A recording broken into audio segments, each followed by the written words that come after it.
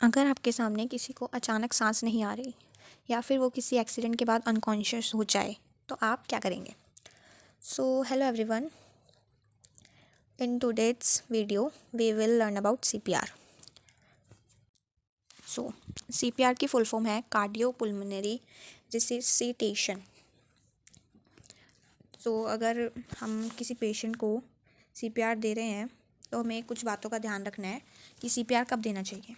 या तो पेशेंट जो भी व्यक्ति है वो भी अचानक बेहोश होकर गिर जाए, या फिर सांस नहीं ले रहा हो, या फिर उसकी सांस जो है वो बहुत असामान्य हो, जैसे कि हाँफ रहा हो, या फिर पेशेंट की नब्ज जो वो महसूस ना हो।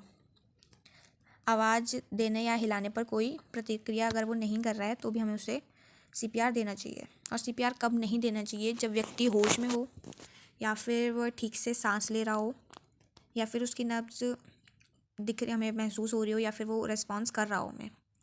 और सीपीआर हमें जल्दी क्यों ज़रूरी है? क्योंकि अगर 4 से 6 मिनट के बाद हमने सीपीआर नहीं दिया तो उसके दिमाग को नुकसान हो सकता है। सीपीआर दिमाग तक ऑक्सीजन पहुंचाता है, और जब तक एम्बुलेंस नहीं आती तब तक हम सीपीआर से पेशेंट की लाइफ सेव कर सकते हैं। ओके, सो इसके हमें 7 स्टेप्स हैं। हमें कुछ इस टाइप से हमें जो इसमें पोजीशन दिखा रखी है, हमें हैंड की पोजीशन ऐसे लेनी है और पेशेंट के जिफॉइड प्रोसेस से थोड़ा ऊपर रखना है अपने हैंड को। अपने हैंड की जो हील होती है उसे उसे कंप्रेशंस देने हैं। तो सीपीआर के 7 स्टेप्स होते हैं। तो पहला स्टेप जो है हमारे पास वो है assess the scene and check for responsiveness.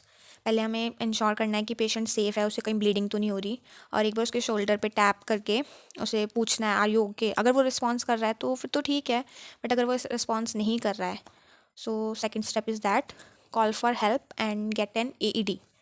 अगर वो मतलब अनरिस्पॉन्सिव है तो किसी को बुलाना है और उससे बोलना है कि शाउट करके उसको बोलना है कि इमरजेंसी कॉल करो, और हमें AED को फाइंड करना है। अगर हमें AED मिल जाए, ऑटोमेटेड एक्सटर्नल डिफिब्रिलेशन, तो हमें सीपीआर की ज़रूरत नहीं पड़ेगी। बट अगर ऐसी जगह वो अवेलेबल नहीं है तो हम सीपीआर करेंगे। उसके लिए थर्ड स्टेप है ओपन द एयरवे। हमें पेशेंट का जो हेड है उसे थोड़ा सा टिल्ट करना है बैक, उसकी चिन को लिफ्ट करना है ऊपर, ताकि हमें उसका टंग को साइड करना और थ्रोट दिख सके हमें उसका।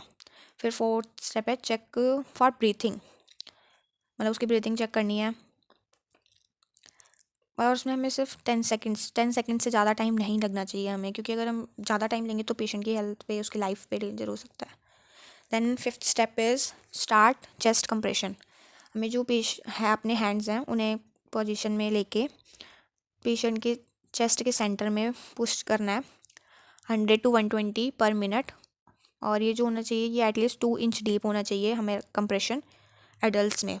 और फिर उसे थोड़ा टाइम देना है 2 सेकंड का, ताकि वो उसकी चेस्ट रिकॉइल हो।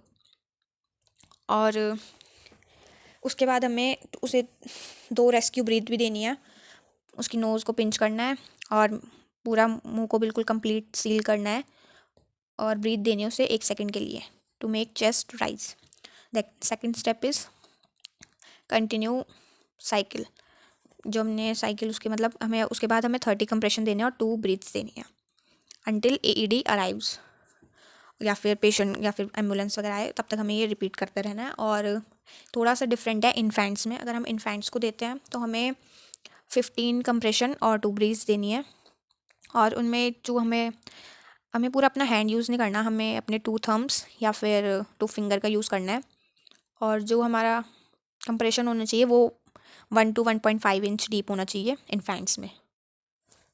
That's it. और हमारी पोजीशन थोड़ी इस टाइप पे, हमारे हैंड की पोजीशन ये होनी चाहिए, डोमिनेंट हैंड को पेशेंट के ऊपर हमें यूज़ करना है ताकि हम उसे कंप्रेशन अच्छे से दे पाएँ। Thank you.